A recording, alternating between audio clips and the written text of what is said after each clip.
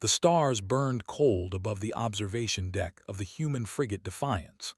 Lieutenant Park stood at the viewport, his hands clasped behind his back, watching the massive shapes of coalition warships drift past like metal whales in an ocean of darkness. 12 species, 3,000 years of peace, and humanity the addition, allowed only to watch. "They still won't let us fight," said Captain, stepping up beside him. She was a small woman with sharp eyes and gray streaks in her black hair. 20 years in the human fleet had carved lines into her face, but her voice remained steady as steel. "Admiral sent his response an hour ago. Humanity is to remain in observation position. We are not permitted to engage." His jaw tightened. The swarm destroyed 3 worlds in 6 days. They're not slowing down. The Coalition needs every ship they can get. "The Coalition has decided we haven't earned the right to bleed beside them." His voice carried no bitterness, only cold fact. 200 years among the stars, and they still see us as children playing with weapons we don't understand. Through the viewport could see the flagship, a mountain of crystal and metal that dwarfed the Defiance 100 times over. There were the Coalition's founders, tall beings with bodies like living glass, beautiful and ancient. They had ruled the stars when humans still hunted with spears. And they had made it very clear that humans were not welcome in their war. The communications officer, a young man named Lee, looked up from his console. "Captain, Coalition fleet is moving into attack formation. The swarm has been spotted near station." Nodded, put it on screen. The main display flickered to life, showing the tactical map of the system. Hundreds of green dots represented Coalition vessels, and spreading toward them like a dark stain was a mass of red, thousands of contacts, moving with terrible purpose. The Harrow swarm had read the reports. Nightmares, creatures that were part flesh and part machine, driven by a hive mind that knew only hunger. They consumed worlds, stripped them bare, used the raw materials to build more of themselves. The Coalition had thought them extinct for 10,000 years. They were wrong. "Is hailing us," said. His expression hardened, on screen. The face of it appeared, crystal features sharp and angular, eyes like chips of ice. Was young for his species, barely 300 years old, and he wore his contempt for humans like a badge of honor. "Captain," said, his voice carrying the harmonic resonance of his kind, "you will maintain distance of no less than 50,000 kilometers from the engagement zone. Your presence is tolerated only because the Council requires observers. Do not interfere." "Understood," replied, her tone flat. "I doubt you do understand." His crystalline face shifted in what might have been a sneer. "Your species knows nothing of real war. You fight among yourselves like animals. This battle requires discipline, honor, precision, things humans lack." The transmission cut off before it could respond. Let out a slow breath. One day, someone is going to teach him better. "One day," agreed, "but not today. Today we watch." They watched. The Coalition fleet engaged the swarm in a display of firepower that lit up the darkness. Energy beams sliced through space. Missiles bloomed into flowers of nuclear fire. They moved in perfect formation, their ships dancing together like a single organism. It should have been beautiful. It was a massacre. The swarm didn't fight like the Coalition expected. They didn't form lines, didn't match formations. They scattered and reformed, flowing around the Coalition's attacks like water around stones. They rammed ships with their own bodies, tore through hulls with claws the size of shuttlecraft. They died by the thousands, but there were always more. Within an hour, the Coalition had lost a quarter of its fleet. "They're not retreating," said, disbelief in his voice. "The ships are taking critical damage and they're not pulling back." His face was grim. "Don't retreat, it's against their code. They'd rather die than show weakness." "That's not honor, that's suicide." "To them, it's the same thing." On the screen, a cruiser, the Eternal Grace, took a direct hit to its engine section. The great ship listed, flames pouring from its wounds. Around it, swarm creatures circled like sharks smelling blood. The distress signal came through, automatic and desperate. 4,000 souls aboard. No weapons, no propulsion, dead in the water. And the Coalition fleet was too engaged to help. She looked back at him. In that moment, no words were needed. Said quietly, "Plot an intercept course for the Eternal Grace." The young officer's face went pale. "Captain, we have direct orders to stay clear of the engagement zone." "I know what our orders are." Sat down in her command chair. "Plot the course." "Captain, if we engage, we'll be court-martialed. The Coalition will. The Coalition will let 4,000 people die because their code doesn't allow retreat and their pride doesn't allow human help." His voice cut like a blade. "I took an oath to protect the innocent. I didn't take an oath to follow stupid orders. Plot the course." Swallowed hard. Then he turned to his console and began typing. The Defiance surged forward, its engines blazing. It was a small ship, a frigate built for speed rather than combat, barely armed compared to the titans around it. Against the swarm, it should have been nothing but a snack. But the swarm wasn't expecting it. The Defiance dove through the chaos, weapons blazing. Its point defense systems cut down the smaller swarm creatures that tried to latch onto its hull. Its main cannons, weak by Coalition standards, fired again and again into the mass of enemies surrounding the Eternal Grace. "All batteries, focus fire on the creatures breaching the Grace's hull," commanded. "Buy them time to seal the breaches." The bridge shook as something slammed into their shields. Alarms wailed. Damage reports flooded in. "Shields at 60%, reported. 50, 40. "Hold the line." "Captain, we can't take much more of this." "I said hold the line." For 7 minutes, the Defiance stood between the crippled cruiser and the swarm. 7 minutes of fire and death, of desperate fighting against impossible odds. The little human ship took hit after hit, its hull cracking, its systems failing one by one. But it held. When the Coalition's rescue ships finally arrived, the Eternal Grace was still intact. 4,000 were alive because a human captain had broken orders. The Defiance limped away from the battlefield, trailing smoke and fire. Half its crew was dead. Its weapons were destroyed. Its engines were barely functioning. But they had survived. In the aftermath, as escape pods from the Eternal Grace were recovered, stood on the deck of his new ship and stared at the broken human frigate being towed to safety. He had spent his entire life believing humans were lesser beings, unworthy of standing beside the great species of the Coalition. He had been so certain. Now, watching the burning wreck of a ship that had sacrificed everything to save people who had shown them nothing but contempt, felt something he had never felt before. Doubt. In the cold depths of space, surrounded by the wreckage of battle, a single question burned in his crystal mind. What else had he been wrong about? The Great Hall of Velar Prime was silent as death. 12 species had sent their representatives to this place, the heart of Coalition power. Crystal pillars rose toward a ceiling lost in shadow. Light filtered through windows carved from gemstones older than human civilization. And in the center of it all, the council debated the fate of the galaxy. Admiral stood before the gathered leaders, his crystalline body flickering with colors that showed his stress. 40% of the Coalition fleet gone, 12 worlds consumed. The Harrow swarm was advancing faster than anyone had predicted, and nothing seemed to stop them. "We need more ships," said, "more soldiers, more time." "Time is what we do not have."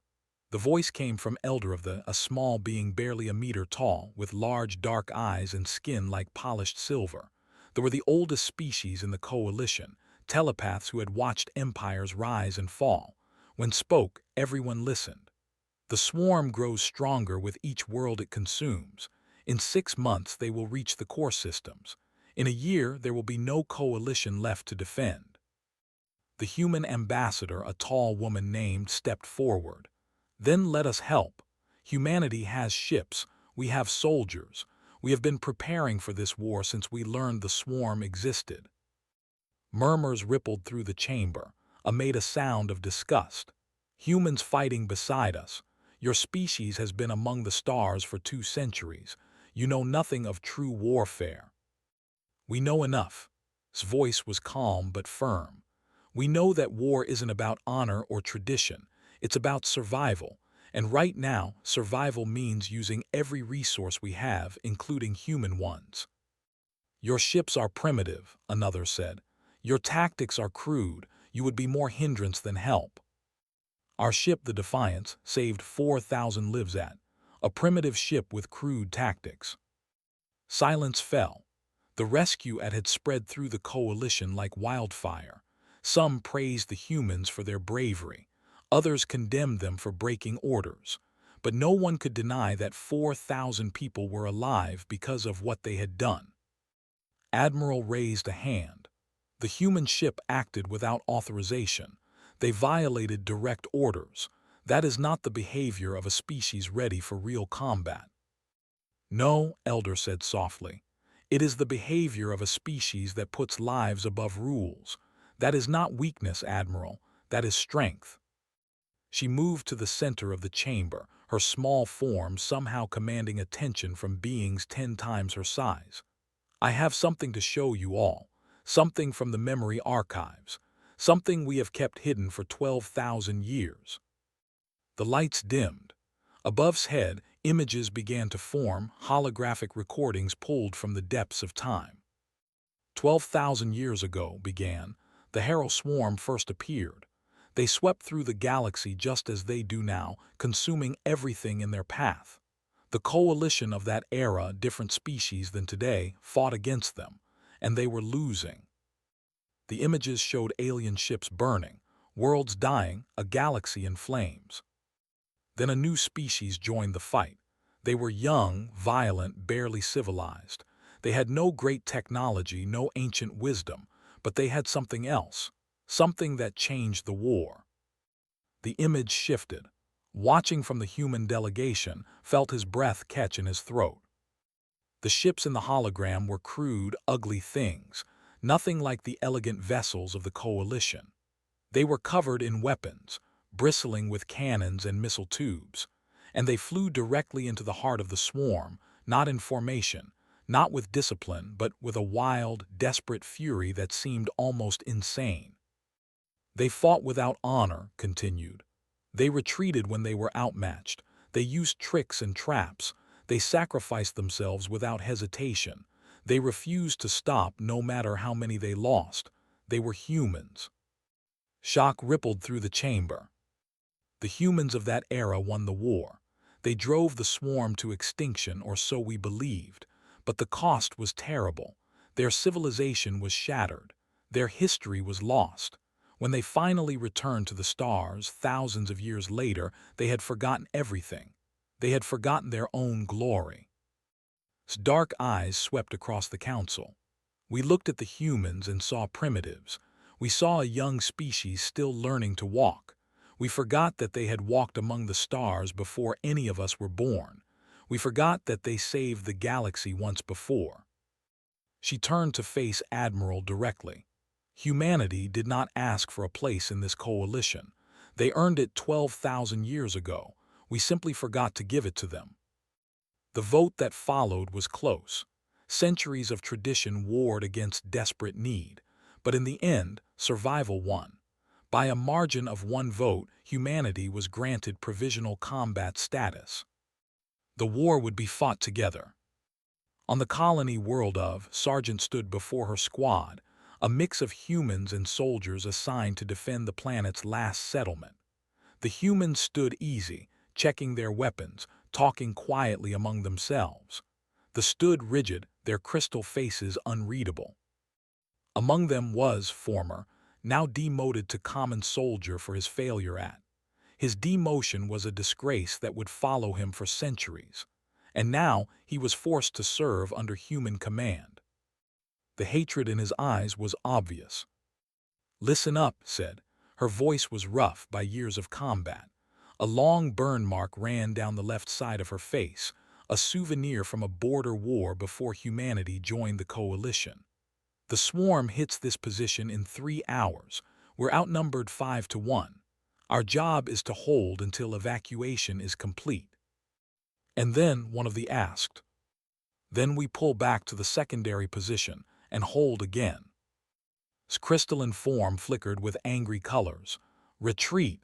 You expect us to run from the enemy." "I expect us to survive," met his gaze without flinching. "Dead soldiers don't win wars. Living soldiers do. We hold as long as we can, we buy time for the civilians, and then we fall back. That's the plan." "That is cowardice." "That's tactics," stepped closer to him. She was shorter than but somehow she seemed larger. "You want to stand here and die gloriously? Fine. Do it on your own time. But while you're under my command, you follow my orders. We fight smart, we stay alive, and we make the swarm pay for every meter they take. That's how humans do war." Said nothing, but his contempt was obvious. 3 hours later, the swarm came. They poured over the hills like a living tide, thousands of horrors with claws and teeth and weapons grown from their own flesh.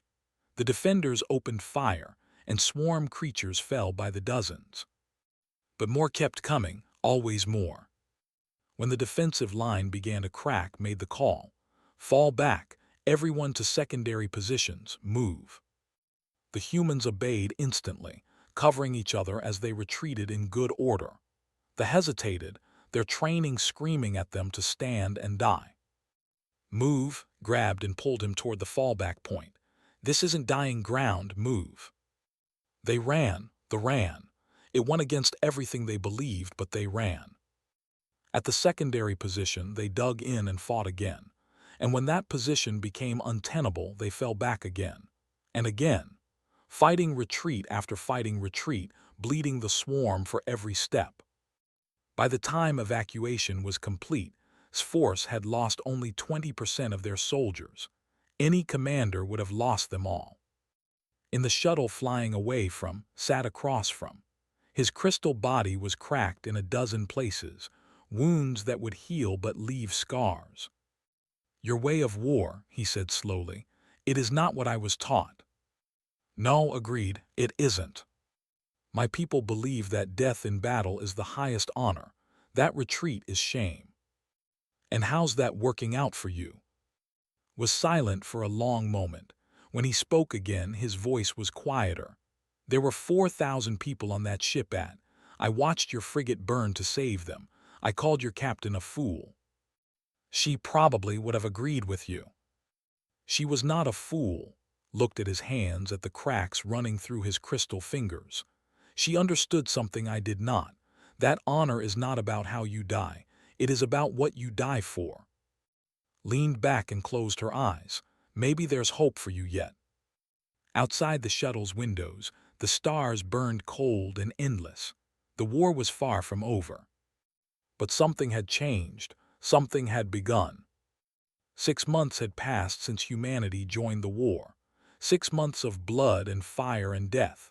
And slowly, impossibly, the tide was beginning to turn. Commodore stood on the bridge of her new flagship, the Defiance II, watching her task force move into position. It was a strange fleet, human frigates flying alongside cruisers, scout ships weaving between them all. 6 months ago, such a sight would have been impossible. Now it was the new normal. "All ships reporting ready, Commodore," her tactical officer reported. "Good." Studied the holographic display showing the swarm hiveship ahead. It was massive, a living mountain of flesh and metal, surrounded by thousands of smaller creatures. Inside that ship was something called a neural node, a creature that coordinated swarm forces across entire sectors. Destroy the node, and the swarm in this region would fall into chaos. The problem was reaching it. "The node is in the center of the hiveship," said. "Standard assault would take days and cost us half the fleet. We're not doing standard assault." On the screen, Admiral's face appeared. The old had changed in the past months. The contempt was gone from his eyes, replaced by something that might have been respect. "Commodore, your Fury squad is ready." "Ready and waiting, Admiral." "The Council has approved the mission, but I must ask one more time. Are you certain this will work?" "No," his voice was calm. "I'm certain that it's our best chance. In war, that's all you ever get." Nodded slowly. "Then may the stars guide you, all of you." The transmission ended. Turned to face the rear of the bridge, where a group of soldiers waited in heavy assault armor. Humans and together, volunteers all. At their head stood Sergeant, her prosthetic arm gleaming silver, and beside her, Captain, his crystal body covered in combat plating. The Fury squads had been his idea. Small teams in fast boarding pods, designed to punch through swarm defenses and strike at high-value targets. The survival rate for such missions was estimated at 12%. Every position had been filled within hours of the announcement. "You know the mission," said. "Get in, kill the node, get out, simple." Smiled grimly. "Simple, right." "One more thing," walked closer to the squad. "I've flown with a lot of soldiers, human. The best ones all had something in common. They weren't fighting for glory or honor or any of that nonsense. They were fighting for the person beside them. Remember that in there." She looked at, "Keep her alive, Captain." His crystal features shifted. It might have been a smile. "With my life, Commodore." The boarding pods launched minutes later, 12 small craft screaming toward the hive ship at maximum speed. Point defense fire erupted around them, swarm creatures rising to intercept. 2 pods were destroyed in the first 30 seconds. 3 more in the next minute. His pod made it through. They crashed into the hive ship's flesh like a bullet into meat, the pod's nose cone drilling through layers of organic material before coming to a stop. Emergency lights flickered on. Around her, soldiers checked their weapons. "Everyone still breathing?" asked. Acknowledgements came back. 7 soldiers had made it, 4 humans and 3 was among them. "Then let's move. The node should be 2 kilometers that way." She pointed toward the ship's core. "Stay tight, watch your corners, and don't stop moving." They cut their way out of the pod and into the hive ship's interior. It was like walking through a nightmare. The walls were alive, pulsing with veins and muscles. Strange fluids dripped from the ceiling, and everywhere, in every shadow, things moved. The first swarm creatures attacked within minutes. Dog-sized horrors with too many legs and mouths full of needle teeth. The squad cut them down with precise fire, not wasting ammunition, not stopping to confirm kills. "Contact left," one of them shouted. "Contact right." "Keep moving." They pushed forward through corridors that seemed to shift and change, through chambers filled with growing swarm creatures in various stages of development. At one point, they had to cross a vast space filled with floating organic pods, each one containing something that pulsed with dark life. "What are these?" a human soldier whispered. "Future soldiers," said grimly. "The swarm is building reinforcements. We need to move faster." They moved faster. The node chamber was exactly where intelligence had predicted, a vast spherical room at the heart of the hive ship. And in its center, connected to the walls by thousands of neural tendrils, hung the node itself. It was ugly, a mass of brain tissue and machinery the size of a shuttle, pulsing with malevolent awareness. It knew they were there. The chamber came alive with swarm defenders, creatures specifically designed to protect the node. They were faster, stronger, smarter than the ones outside. The first wave hit the squad like a hammer. Private O, the team's medic, was pulled down by 3 creatures at once, saw her disappear under a pile of claws and teeth. She started toward the young woman, but more creatures blocked her path. Then was there, his crystal body blazing with light as he tore through the swarm defenders. Were strong, far stronger than humans, and in close combat was devastating. He reached and pulled her free, his own body taking a dozen wounds in the process. "Medic's alive," he shouted. "Barely, we need to end this now." Made a decision. "Everyone cover fire, I'm going for the node." She ran. The node saw her coming. Tendrils whipped toward her, swarm creatures tried to intercept. She dodged, ducked, rolled, fired. A claw caught her prosthetic arm and tore it clean off. She kept running. The explosive charge was in her pack. It had enough power to destroy the node and everything within 50 meters, including her. She reached the base of the node, slapped the charge against its flesh and armed it. "Fire in the hole, everyone out." Grabbed and ran. The other soldiers followed, tried to follow too, but a tendril wrapped around her leg and pulled her down. She looked at the timer on the charge, 15 seconds. Then was back, his crystal blade cutting through the tendril. He grabbed with one arm and ran, carrying her like she weighed nothing. The explosion hit them from behind, a wave of fire and force that sent them tumbling through the corridor, covered with his own body, taking the brunt of the blast. When the flames died, the node was gone. Throughout the hive ship, swarm creatures began to move erratically, their coordination shattered. In space outside, the swarm fleet fell into chaos. Lay in the wreckage, her body broken in a dozen places. Crouched over her, his crystal form cracked and dim. 3 swarm spines had punched through his chest. "Extraction team," he gasped into his communicator. "Node destroyed. 2 survivors require immediate medical attention." "Only 2, whispered. Looked at the bodies around them, humans and who had given everything. "Only 2. Closed her eyes. They were good soldiers. They were heroes. His voice was thick with pain and something else, something that might have been grief. All of them, human and alike. The extraction shuttle found them 20 minutes later, still huddled together in the wreckage, neither willing to let the other go. In the medical bay of the Defiance II, woke to find sitting beside her bed. His wounds were bandaged, his crystal body wrapped in healing gel. Didn't sleep, but he looked exhausted anyway. "How long?" she asked. 30 hours, you almost died twice, saved you both times." He paused. "She is a good medic for a human." Laughed weakly. "Was that a joke?"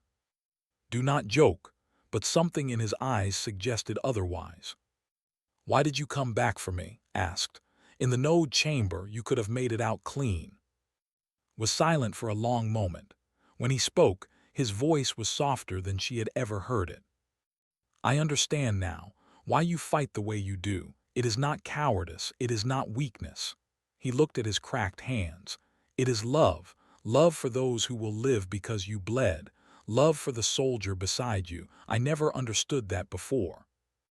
And now I think that perhaps humans have always understood something that my people forgot long ago." He met her eyes. "That the point of war is not to die gloriously. It is to make sure that others do not have to die at all." Outside the medical bay window, the stars burned on. The war was far from over. But in that moment, something had changed forever.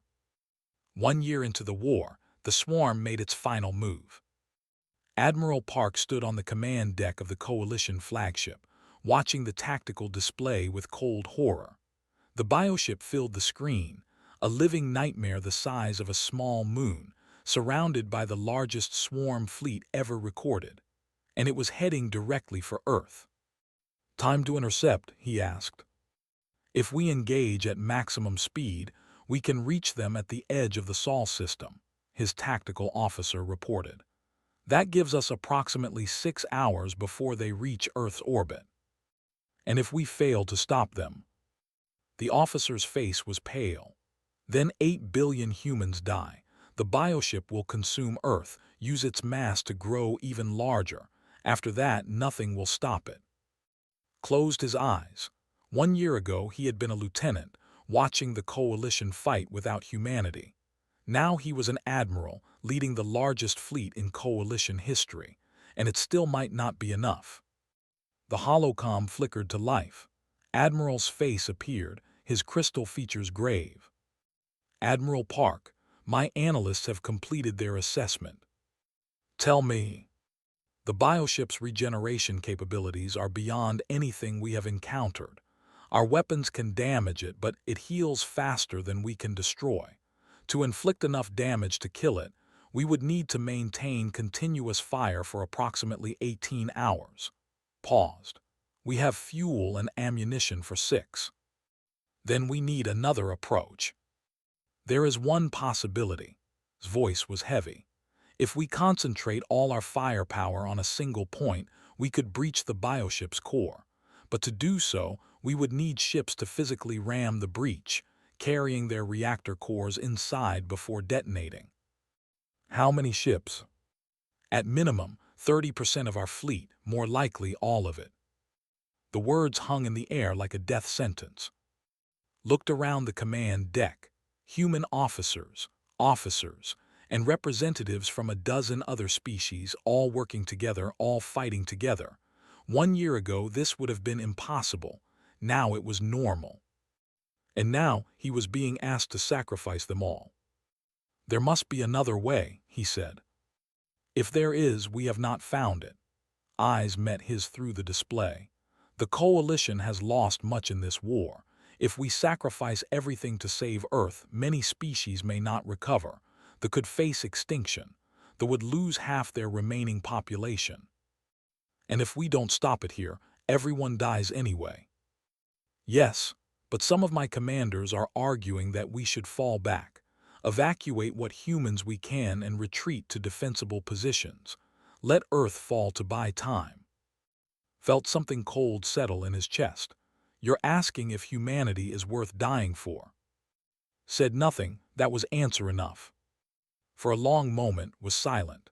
Then he opened a channel to the entire fleet. This is Admiral Park to all coalition forces. I know what you're thinking. I know the calculations. I know that stopping this bioship might cost us everything. And I know that some of you are wondering if Earth is worth that price. He paused, looking at the faces around him, at the faces on the screens showing commanders across the fleet. You asked what gives humanity the right to stand beside you. We never asked for that right. We earned it. Every battle, every retreat, every scar. Our people have bled beside yours for a year now. We have died beside you. We have saved each other. His voice grew stronger. But if you fly into that fire, you don't fly for humanity. You fly for everyone the swarm will consume after Earth falls. You fly because that's what it means to be coalition. You fly because, if we let one world die to save ourselves, we've already lost everything worth saving. He took a breath. And if you can't do that, if this is where your conviction ends, then stand aside. Humanity will fly alone. We've done it before. We'll do it again.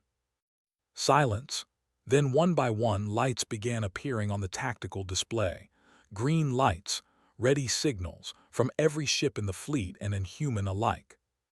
Elder's voice came through the comm, soft but clear. The stand with humanity. Admiral's voice followed. They will not abandon our allies. We fly together. More voices, more species, more lights. Within minutes, every ship in the coalition fleet had signaled ready. Felt something hot behind his eyes. He blinked it away. Then let's end this war. The Battle of Saul was the largest engagement in galactic history. The coalition fleet met the swarm at the edge of the system, and space itself seemed to burn. Ships exploded like stars dying. Swarm creatures swarmed in numbers beyond counting. And at the center of it all, the bioship advanced, absorbing damage, healing, pushing forward. Commodore led the assault force, the ships designated to breach the bioship's core. The Defiance II flew at the head of the formation, battered but unbroken. All ships focus fire on Grid 77, commanded. We need to punch through the outer membrane. The firepower of 30 ships concentrated on a single point. Flesh burned, healed, burned again. Slowly, impossibly slowly, a wound began to form. "We're through," her tactical officer shouted. "The breach is open. All ramming ships, this is it. Follow me in." The Defiant's II dove toward the breach, followed by a dozen other vessels. They punched through the bioship's skin and into the nightmare within. Inside, the bioship was alive in ways that understanding. Walls pulsed. Strange creatures moved in the shadows. And everywhere, always, the sense of being watched, being hunted, being consumed. The ships pushed deeper, fighting their way toward the core. One by one they fell, engines failing, hulls breached, crews dying. When the Defiant's II reached the core chamber, it was alone. Looked at her crew. Humans and all of them wounded, all of them exhausted, all of them still fighting. "This is it," she said quietly. "We detonate the reactor, we kill this thing, but we won't be getting out." No one spoke, no one needed to. Private O, the medic who had survived the node mission 6 months ago, was treating a wounded at the back of the bridge. She looked up, met his eyes, and nodded. The weapons officer, a young man named, pressed the arming sequence. "Reactor set, 30 seconds to detonation." Opened a channel to the fleet. "This is Commodore, we've reached the core. Reactor is armed, 30 seconds. His voice came back, thick with emotion. I know," she smiled, even though he couldn't see it. "Tell them we didn't die for humanity, we died for everyone." The countdown reached 0. From space, the bioship seemed to shudder. Light poured from within it, brilliant white light that grew and grew until it was blinding. Then, with a sound that somehow carried through the vacuum, the bioship died. The explosion was visible from Earth. When the light faded, the bioship was gone. Fragments of organic matter drifted in space, already dead, already decaying. The swarm fleet, suddenly leaderless, fell into chaos. Coalition ships moved in, destroying them without mercy. The war was over. But the Defiant's II was gone. Commodore and her entire crew, human and alien alike, had given their lives to save everyone else. On the command deck of the Coalition flagship, Admiral Park stood in silence, staring at the space where the bioship had been. Around him, officers were celebrating, crying, hugging each other. The war was won. Billions were saved. But all could think about was last words. "We died for everyone." He would make sure the galaxy remembered. 5 years after the war ended, the galaxy gathered on Velar Prime. The Great Hall had been rebuilt, its crystal pillars repaired, its ancient windows restored. But something had changed. Among the traditional decorations of the Coalition, new banners hung. Human banners, the flags of every species that had fought and bled and died in the war against the swarm. Admiral Park walked through the hall with Sergeant at his side. Her prosthetic arm had been upgraded since the war, sleek silver that moved as naturally as flesh. Behind them came Private O, no longer a private but a decorated officer in her own right, and Dr. Shin, the scientist whose research had made the node missions possible. And walking among them, equal in every way, came Captain and 100 other who had adopted human ways. The hall was filled with beings from every species in the Coalition. Humans stood beside, mingled with races whose names humans still struggled to pronounce. 5 years ago, such mixing would have been unthinkable. Now it was simply how things were. Elder stood at the center of the great stage, her small form somehow commanding the attention of thousands. Her silver skin glowed softly in the light. "We gather today," she began, her telepathic voice touching every mind in the chamber, "to honor those who saved us all, to remember those who died, and to acknowledge a truth that should never have been forgotten." The lights dimmed. Above her head, images began to form. Images of battle, images of sacrifice, human ships burning to save alien lives, alien soldiers dying beside human comrades, a year of war compressed into minutes of memory. 12,000 years ago, humans saved the galaxy from the Harrow swarm. Then they forgot. They returned to their world, rebuilt their civilization, and eventually reached the stars again. When they came to us, we did not recognize them. We saw young fools playing with forces they did not understand. We were wrong. The images shifted to show the Battle of Saul, the bioship, the final charge of the Defiance II. In our pride, we nearly rejected the very beings who had saved us before. We told them they had not earned the right to stand beside us. We told them their blood was not worthy of mixing with ours. His voice grew heavy. We were fools. She turned to face the human delegation directly. Today, we do not grant humanity a place in the coalition. They earned it long before any of us were born. They earned it again when they bled beside us. They earned it when they died for us. To march beside humanity is not a burden to be endured. It is an honor to be treasured. Admiral stepped forward. The old had aged visibly in the past 5 years. War had cost him much, including many who had once been dear to him, but his eyes were clear and bright. In his crystalline hands, he held something that caught the light. The shattered star, the highest military honor the coalition could bestow.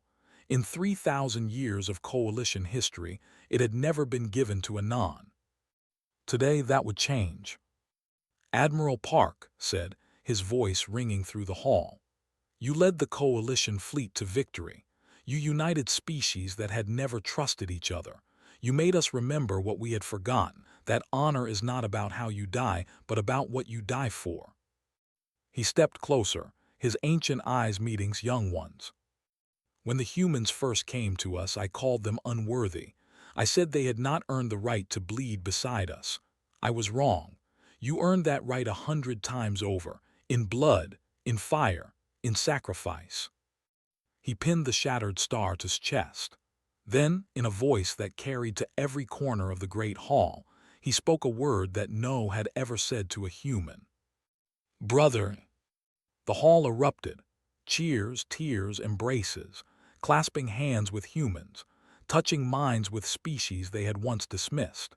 5 years of shared sacrifice had broken down walls that had stood for thousands of years. Stood amid the celebration, the shattered star heavy on his chest, and felt the weight of it all. The honor, the loss, the price that had been paid. Later that evening, he found himself walking through a garden on the outskirts of the great city. Walked beside him and old friends, comrades, family in every way that mattered. What happens now? Asked. We rebuild, said. We remember. We make sure this never has to happen again.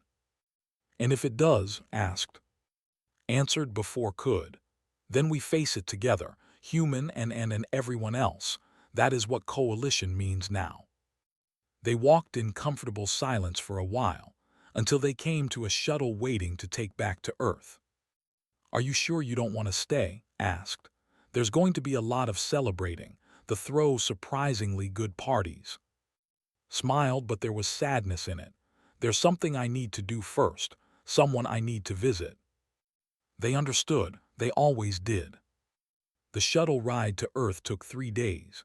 Spent most of it alone with his thoughts, watching the stars slide past. The memorial garden was built on a hillside overlooking the Pacific Ocean. Thousands of names were etched into black stone walls. Human names. Names from a dozen species, all the dead of the war remembered together. Walked along the wall until he found the name he was looking for. Commodore, commander of the Defiance II. He stood there for a long time, looking at the letters, remembering her face, her voice, the way she had smiled even in the darkest moments. We died for everyone. I hope you know, he said quietly. I hope you can see what came after. The coalition is different now. Humans are part of it, really part of it. They respect us. They trust us. They call us brothers. The wind blew gently, carrying the scent of salt and flowers. You made that possible. You and everyone who flew with you. The universe is better because you were in it.